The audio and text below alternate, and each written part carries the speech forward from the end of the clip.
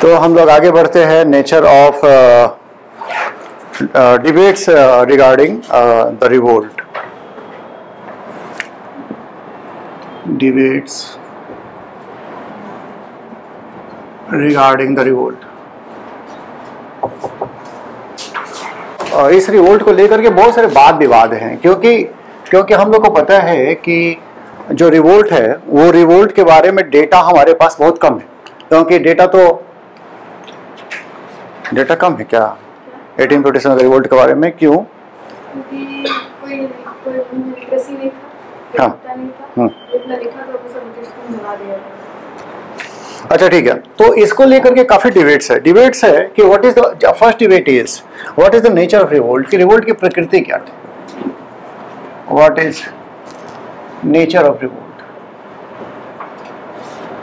तो जो उस समय जो लोग थे नेचुरली उनके पर्सपेक्टिव ज़्यादा बेहतर होते हैं, तो उनमें से कुछ हिस्टोरियन का उस समय मानना था कि it was Muslim conspiracy to restore Mughal empire. एक थ्योरी, इट वाज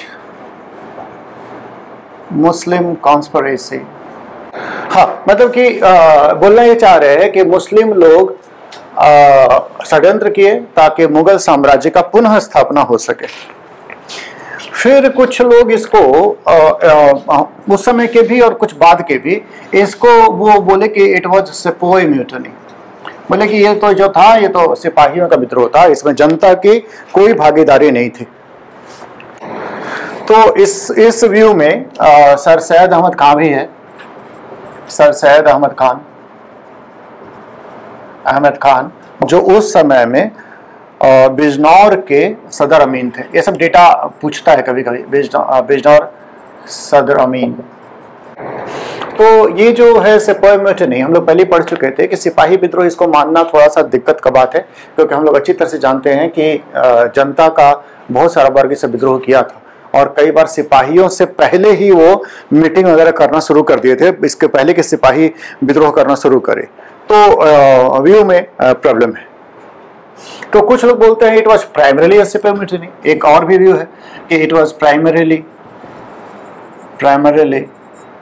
अ सिपाही म्यूटनी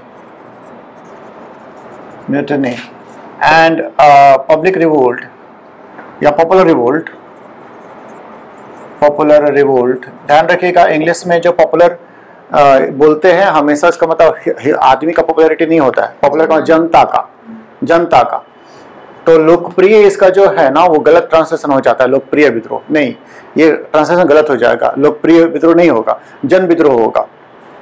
हिंदी में अगर बोलना चाहेंगे तो जन विद्रोह, नॉट पॉपुलर। लोकप्रिय तो हम लोग यूज करते हैं किसी चीज को हम लोग पसंद करते हैं। तो अच्छा ठीक है, तो इट वाज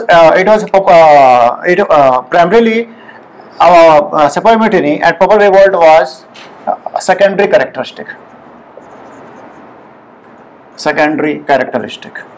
तो ये लोग बोलते हैं कि नहीं, ये तो सिपाही विद्रोह था और जो जनता का विद्रोह था वो गौन था, ये इसका सेकेंडरी कैरेक्टरिस्टिक है। वो ये भी बोलते हैं कि जो वैसे लोग जो कि लॉलेसनेस में भरोसा करते हैं, जब एक बार सत्ता जो थी वो कमजोर पड़ गई तो वो लॉलेसनेस को जो पसंद करते थे जो एलिमेंट, वो एलिमेंट मजबूत हो गए। तो यहाँ पर एक और भी जो थिंकिंग है कि people took advantage of lawlessness. मतलब ये बोल रहे हैं कि सिपाही विद्रोह ही था, जनता का जो विद्रोह दिखता है वो एक तो हम बात बोले कि नगण्य था, वो गौण था, सेकेंडरी कैरेक्टरिस्टिक था। कुछ लोग बोलते हैं कि जनता तो इसलिए विद्रोह कर दी, कुछ मतलब हालांकि ये बहुत प्रेजुडाइज्ड व्यू है, कॉलोनियल व्यू है। अभी जो बोल रहे हैं कि जनता इसलिए विद्रोह कर दी क्योंकि लॉलेसनेस फैल गया था और इसका जनता फायदा उठा करके मार्केट मचा दी। मतलब ये एलिमेंट जो थे एंटी सोशल एलिमेंट थे, कहने का मतलब जो मूवमेंट का जो कोर है ना आइडियोलॉजी, वो कोर आइडियोलॉजी को मानने वाले जो मूवमेंट में उतरे हुए हैं वो कम होते हैं, और बहुत लोग जो होते हैं ना, वो भीड़ होती है जो उन लोगों के साथ में हो लेती है, जो सरकार के खिलाफ में नारेबाजी करने वाले हैं, आंदोलन करने वाले हैं।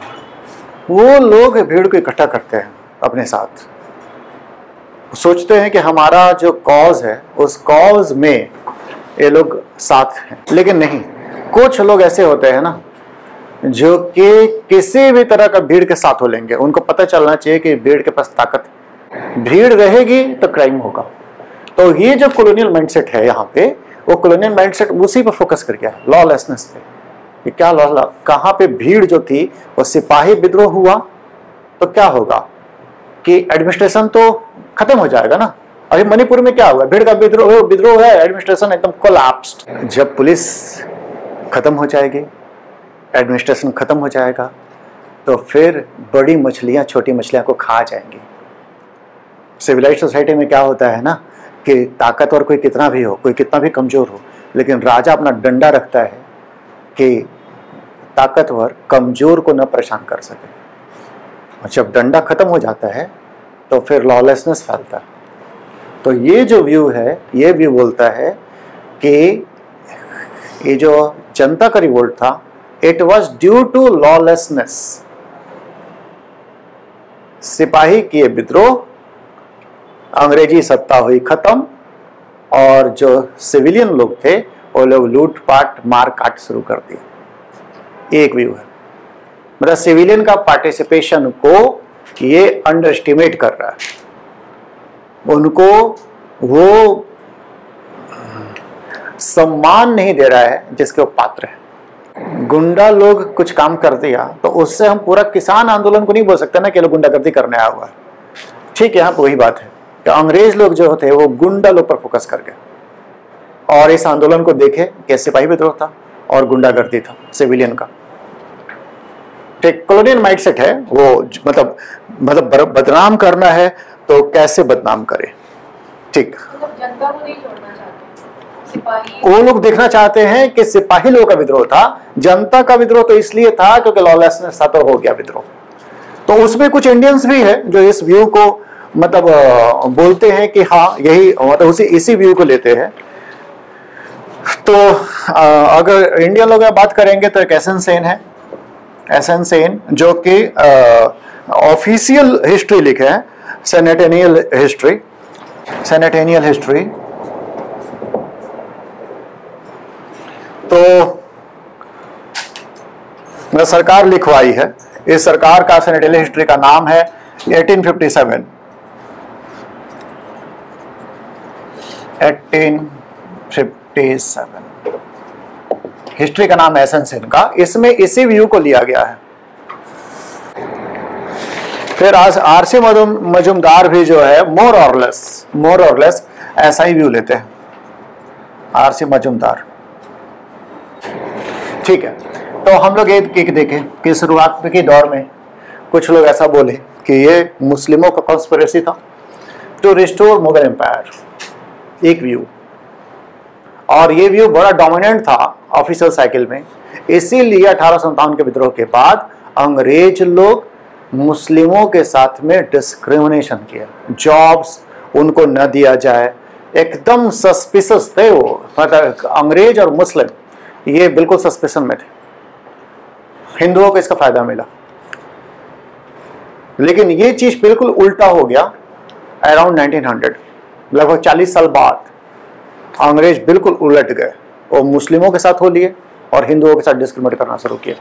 और ये जो हिंदू मुस्लिम हुआ, उसका इफेक्ट आज तक है। ये अंग्रेज लोग जो अपना सुविधा से करते थे, वो हमारा दिमाग में, हमारा कलेक्टिव जो हमारा साइक है उसमें घुस चुका है।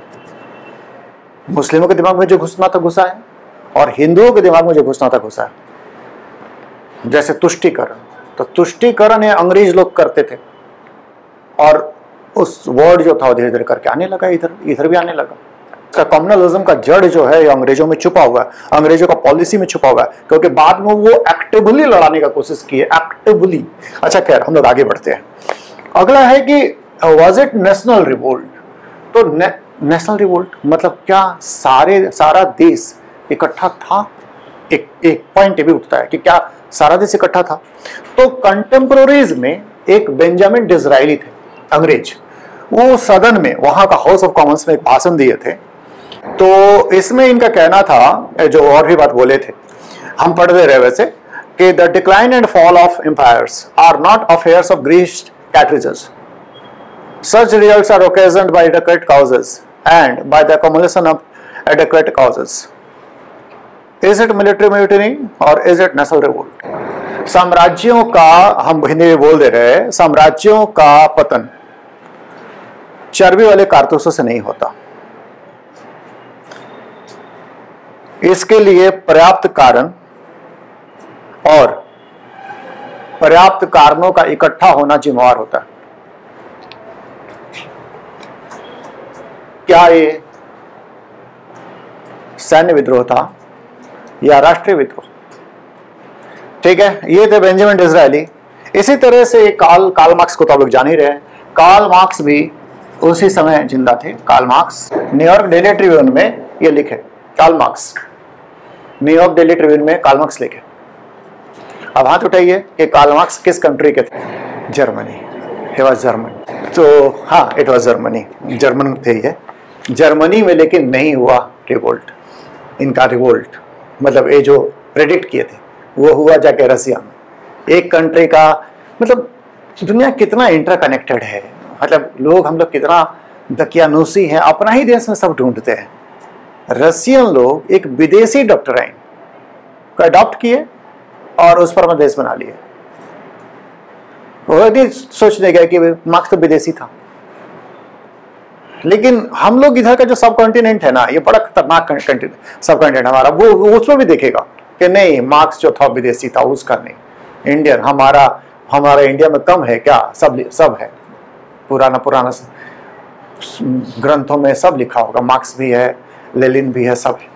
तो वो खैर ये जर्मन था। हाँ, तो he wrote in New York Daily Tribune के हम पढ़ दे रहे हैं वैसे, what he considers, what he का ब्रैकेट में, ही का मतलब जॉन बुल, ही मतलब जॉन बुल बता रहे हैं।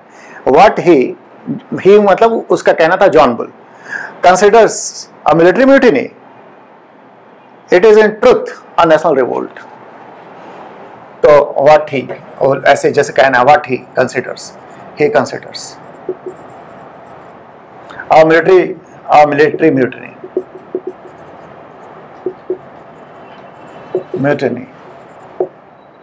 is in truth a national revolt। अब ये बात है ही कौन, व्हाट ही, तो ही का मतलब उनका सेंस था जॉन बुल। अंकल सैम जो होता है वो अमेरिका के लिए यूज होता है, अंकल सैम होता है अमेरिका के लिए यूज। उसी तरह से ब्रिटेन का ये नेशनल पर्सनिफिकेशन है जॉन बुल। हाँ, जॉन बुल तो ब्रिटेन, जब अंकल सैम बोला जाएगा ना तो जब होता है यूएस। हाँ, विश्व गुरु, हाँ, हमारे लिए विश्व गुरु, सही है। आगे बढ़ते हैं हम लोग। तो ये जो है हम कहाँ पे बात किए, वापस आगे हम लोग नेशनल में, कि नेशनल रिवोल्ट डिज़रायली को शक था कि it was a national revolt. इसको चालू कर दी ना, हाँ, it was a national revolt. और कार्ल मार्क्स का कहना था कि तुम लोग इसको मिलिट्री म्यूटिनी मत समझो, it was a national revolt. तो ये तो विदेशी लोग हो गए। अब देश में क्या है, देश में जो सबसे पहले जो इसको नेशनल रिवोल्ट बोला, that was BD Savarkar. The book was Indian War of Independence, Indian War of independence.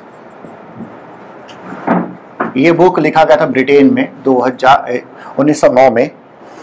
तो 1909 का बुक था। इस बुक में इसको बोला गया India's first national war of independence, India's first national war of independence. तो आरसी मजूमदार जो थे इसको काउंटर किए, और काउंटर करके उनको कहना था, आरसी मजूमदार, ये सब डेटा का याद रखिएगा, मजूमदार, इनका कहना था कि it was neither first nor national nor the war of independence. VD Savarkar, it was first national war of independence. RC Majumdar, it was not first. Why not first? क्योंकि इनका कहना था कि इसके पहले संथाल विद्रोह हुआ था, इसके बाद कोल म्यूटिनी हो और बहुत सारा म्यूटिनी हुआ था, तो इनका कहना था कि फर्स्ट तो था नहीं। It was not first war of independence, first of all it was neither first nor national. National क्यों नहीं? क्योंकि एक तो सारा देश में फैला नहीं, फर्स्ट ऑफ ऑल। दूसरी बात कि इसमें जो पार्टिसिपेट करने वाले सेक्शन थे दे वर लिमिटेड, बहुत सारे राज्यों में लोग नहीं पार्टिसिपेट किए, ठीक है। तो ये बोले कि no it was not national, और उनका कहना था कि नेशनलिज्म तो उस समय इंडिया में था ही नहीं, जो मॉडर्न सेंस में इसका बात करते हैं। और साथ में उनका कहना था it was not war of independence, क्योंकि सब अपने लिए लड़ रहे थे। किसी को अपना बेटा को गद्दी पे बैठाना था, ठीक, किसी को पेशवाशिप चाहिए था, तो ये कहना था। और इन लोगों को, सिपाही लोगों को अपना धर्म को लेकर के और अपना जो ग्रीवेंसेस था उस वो, ठीक है। तो ये आरसी मजूमदार का जो कहना था कि, लेकिन आरसी मजूमदार का भी बात को काउंटर करेंगे। तो ये तो हम बहुत सारे डिबेट कर लिए। डिबेट में हम ये किए अभी कि क्या ये मुस्लिम कॉन्स्पिरेसी था, एक। दूसरा, क्या ये सेपोई म्यूटिनी था, 2।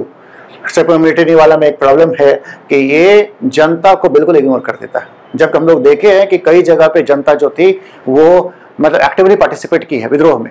खैर, तीसरा व्यू है हमारा कि it was a national movement. VD Savarkar, विदेशी लोगों को देख लिए, वीडी सावरकर को देख लिए, और इसके अलावे एक एस.वी. चौधरी भी है जो कि इस व्यू के हैं। एस.वी. चौधरी जो बोलते हैं it was a combined effort to overthrow the British, combined attempt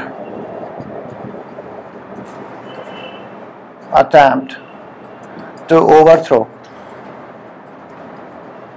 the British। अब कुछ लोग बोलते हैं it was more than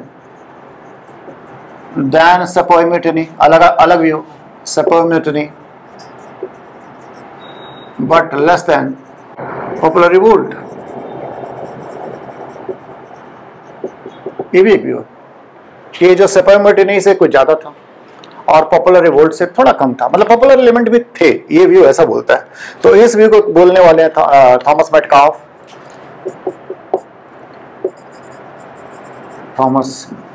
Metcalfe और Judith brown. Judith brown Britain की बड़ी हिस्टोरियन है। ये मानती है कि पुराना हिस्ट्री राइटिंग में कॉलोनियल बायस थे, ठीक, ब्रिटेन की हिस्टोरियन है। ये मानती है कि पहले जो लोग ये सब बात बोले they were biased, ठीक। जो हिस्टोरियन लोग होते हैं ना, वो लोग कोशिश करते हैं कि चीजों को सही सही रख दे।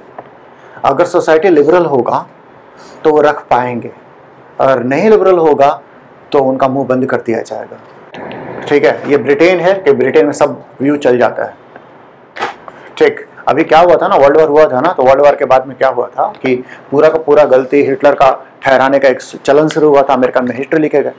आजकल के दिन में अभी ऐसे हिस्टोरियन अमेरिका में भी है जो इसको रिवाइज करते हैं, बोलते हैं कि वार के दौरान में जो अलाइड फोर्सेस थी उनका भी बिहेवियर बहुत क्वेश्चनेबल था। मतलब जो हुआ ना वो कंसंट्रेशन कैंप वगैरह जो हम बात करते हैं, तो ये लोग भी जो ह्यूमन राइट वॉल्यूशन किए हैं उनका बात अमेरिका में उठाते हैं, ऐसा नहीं कि नहीं उठाते, उठा देते हैं, बात चलता है बुक, सब भी बुक। वहाँ पर लिबरल सोसाइटी का फायदा होता है, वहाँ पे मतलब वॉइसेस को रोका नहीं जाता। तो जूडिथ ब्राउन को वॉइस को वहाँ पर रोका नहीं गया।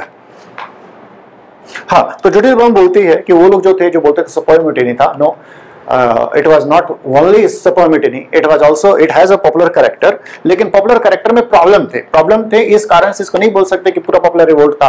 क्यों? क्योंकि पंजाब के जो सैनिक थे या पंजाब के जो लोग थे वो हिंदुस्तानी लोगों से चिढ़ते थे। हिंदुस्तानी का मतलब यूपी बिहार। इसके बाद ये तो मतलब थोड़ा सा सीक्वेंस बोल रहे हैं। नेशनल के बाद कुछ लोग बोले नहीं, बीच के एक रास्ता लेते हैं। फिर से इंटरेस्ट आ गया है कि इट हैड नेशनल कैरेक्टर। आजकल फिर से बात होना शुरू हो गया है कि इट हैड नेशनल कैरेक्टर। जो लोग इसका तर्क देते हैं, जैसे रंजीत गुहा, ये लोग बोलते हैं कि जो सारी जनता जो विद्रोह की थी उनके कॉमन ग्रीवेंसेस थे। अब कॉमन ग्रीवेंसेस आप याद कीजिए, कॉमन ग्रीवेंसेस क्रिश्चियनिटी का प्रचार हो रहा है, हमारा संस्कृति के साथ खिलवाड़ कर रहा है।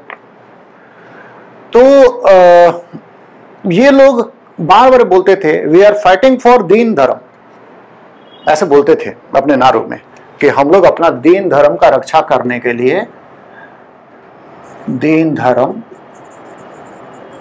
का रक्षा करने के लिए लड़ रहे हैं। दीन मतलब भी धर्म ही होता है।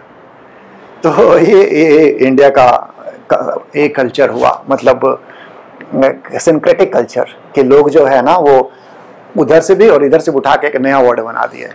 दीन मतलब मुस्लिमों का धर्म और धर्म मतलब हमारा धर्म। बिहार में लिटिल ऐसे बोलती है, क्या दीन धर्म छोड़ दिया है, ऐसे करके बोलते, बहुत कॉमन लैंग्वेज है। तो हाँ, तो हम लोग दीन धर्म के लिए लड़ रहे हैं, ऐसा बोलते थे। तो ये पूरा इंडिया में ही लोग ये बात बोलते थे। इसका मतलब ये है कि सबके एक्सपीरियंस इंडिया में एक थे। अंग्रेजों के आने से सबका लाइफ पर एक जैसा प्रभाव पड़ा था, तो एक जैसा प्रभाव पड़ा था, तो एक जैसे ग्रीवेंसेस थे, और इस कारण से अगर लड़ रहे थे तो हम बोलते इट है पॉपुलर कैरेक्टर। ठीक है, उसमें तो आप दिखा देंगे कि रानी लड़ रही थी, बच्चा के लिए लड़ रही थी, वो पैसा सबके लिए लड़ रहा था, बट जनता का क्या? जनता तो सारी जनता वैसे ही त्रस्त है, लैंड रेवेन्यू सिस्टम से त्रस्त है, इनका मेनली रिलीजन में इंटरफेरेंस से ये लोग त्रस्त है। तो ये जो है, इसको कुछ लोग अभी बोल रहे हैं कि इट हैड नेशनल कैरेक्टर, इस कारण से भी, क्योंकि there was tremendous Hindu Muslim unity, इस कारण से भी बोलते हैं कि नहीं, ये तो नेशनल था, हिंदू मुस्लिम यूनिटी।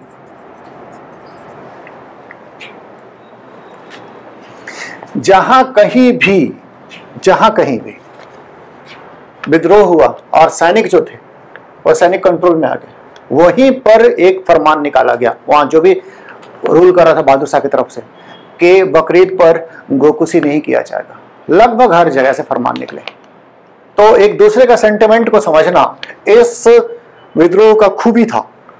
बहादुर शाह जो अपील किया था कि हम लोग मोहम्मद और महावीर का झंडा के लिए लड़ रहे हैं, मोहम्मद एंड महावीर, हर जगह का लीडरशिप में भी ध्यान दिया गया कि लीडरशिप जो है हिंदू मुस्लिम इक्वल रिप्रेजेंटेशन। तो अब क्या हुआ, सरकार क्या कोशिश की, हम बता दिए गोकुशी का, बकरीद पे गोकुशी नहीं किया जाएगा, इसका भी गोकुशी बैन, ये भी हुआ। तो बरेली में क्या हुआ, अंग्रेज लोग 50,000 रुपए खर्च किए ताकि हिंदू लोग मुस्लिमों के खिलाफ में हो जाए। बरेली में 50,000 अंग्रेज लोग खर्च किए ताकि हिंदुओं को मुस्लिमों के खिलाफ में उकसाया जा सके, सफल नहीं हुआ। तो एचकिसन लिखता है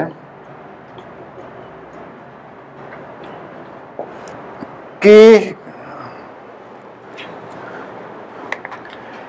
इस बार हम लोग मुसलमानों और हिंदुओं को नहीं लड़ा सके। एक ऑफिसर था, उस ऑफिसर का कहना था कि इस बार हम लोग हिंदुओं और मुसलमानों को नहीं लड़ा सके। हम बात क्या कर रहे हैं कि फिर से लोग जो है वो इसका पॉपुलर कैरेक्टर में वापस लौट रहे हैं, नॉट नेशनल बट पॉपुलर, बल्कि यहाँ पे हम बोलते हैं पॉपुलर, इसका पॉपुलर कैरेक्टर में वापस लौट रहे हैं कि जनता के जो ग्रीवेंसेस थे, पॉपुलर कि जनता के जो ग्रीवेंसेस थे वो पूरे देश में एक थे, वो लोग अपने दीन धर्म के लिए लड़ रहे थे, हिंदू मुस्लिम में एकता थी, वो it means it was popular character. अब फिर एक क्वेश्चन उठेगा, वो लोग जो कोलैबोरेट कर रहे थे, अंग्रेजों का साथ दे रहे थे, या कम से कम विद्रोह में शामिल नहीं थे, तो जैसे इंटेलिजेंसिया। तो एक हिंदू पैट्रियट उस समय एक लिखा था, वह एक पेपर था हिंदू पैट्रियट लिखा था कि जो लोग अंग्रेजों के साथ दिख भी रहे हैं वो लोग दिल से विद्रोहियों के साथ में, और अगर उनके पास न्यूज आता है कि विद्रोही इस जगह पर कब्जा कर लिए तो अंदर ही अंदर खुश होते हैं। तो इसका मतलब है कि इसका पॉपुलर रिवोल्ट था कि जो कोलैबोरेटर थे वो भी अंदर अंदर वो कामना करते थे कि ये लोग जीत जाए। तो इवन कोलैबोरेटर्स रिजॉइस्ड, खुशी मना रहे थे। पता चल जाता है ब्रिटिश डिफीट। इंटेलिजेंस आता तो शांति से पड़ा हुआ है, शांति से पड़ा हुआ है, लेकिन न्यूज़पेपर में अगर छप रहा है तो वो रिपोर्टर रिपोर्ट कर रहे हैं कि न्यूज पर तो लोग खुश हो रहा है कि ब्रिटिश लोग हार गए। तो नेक्स्ट मुद्दा उठता है, पहला मुद्दा उठा लिए कि what was the nature of revolt, उसके बारे में कई सारे डिबेट के बारे में आपसे बात कर लिए। अब है कि was it an elitist movement. तो क्वेश्चन नंबर 1 कवर कर लिए, वाज इट एन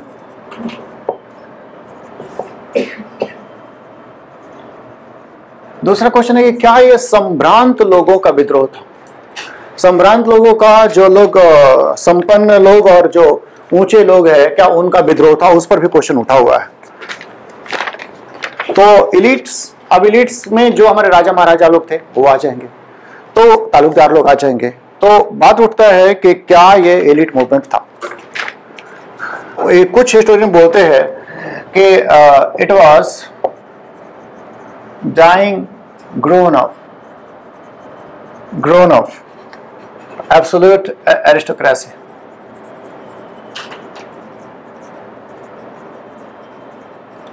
बोलते हैं कि ये जो था ये ये कोई फ्रीडम मूवमेंट का शुरुआत नहीं था। एक व्यू है कि ये फ्रीडम मूवमेंट का शुरुआत नहीं था, बल्कि ये मरते हुए जो एरिस्टोक्रेसी था वो उसका अंतिम कराह था।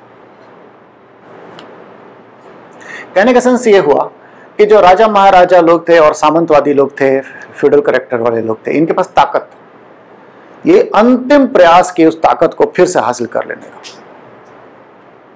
लास्ट प्रयास।